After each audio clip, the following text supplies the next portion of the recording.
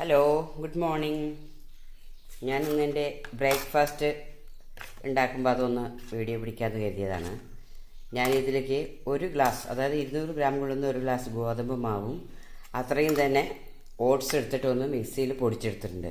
രണ്ടും കൂടി ആവശ്യത്തിന് ഉപ്പ് ചേർത്ത് മിക്സ് ചെയ്തതാണ്. അപ്പോൾ ഞാനിത് അടുപ്പത്തൊരു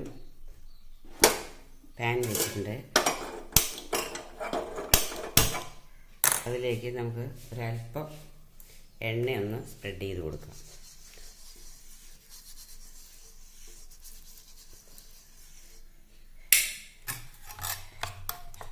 അതിനുശേഷം പാൻ ചൂടായിട്ടുണ്ട്.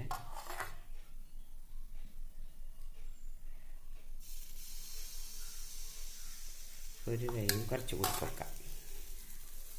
മാവിന് ഇങ്ങനെ ഒന്ന് ചെറുതായിട്ടൊന്ന് സ്പ്രെഡ് ചെയ്ത് കൊടുക്കാം.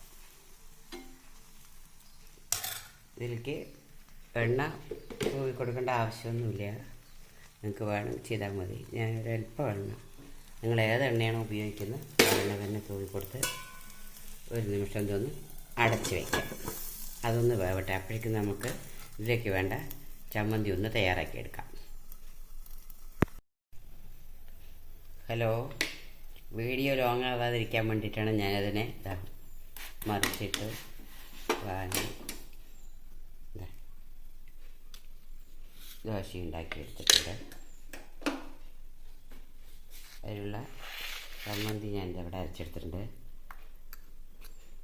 ഒരു 10 കപ്പൽമുളകും പിന്നെ ഒരു മീഡിയം സൈസ് സവോളയും ഉപ്പും ചേർത്ത് അരച്ചെടുത്താണ്. അതിൽ വെളിച്ചെണ്ണ ഒഴിച്ചിട്ടുണ്ട്. ഇതിന് നല്ല കോമ്പിനേഷനാണ്. ഞാൻ പറഞ്ഞല്ലോ, ഏത് അസുഖമുള്ളവർക്ക് കഴിക്കാൻ പറ്റിയതാണ്. ഇതെല്ലാവരും ഒന്ന് ട്രൈ ചെയ്ത് നോക്കുക. നല്ല ടേസ്റ്റിയാണ്. Okay, thank you for watching.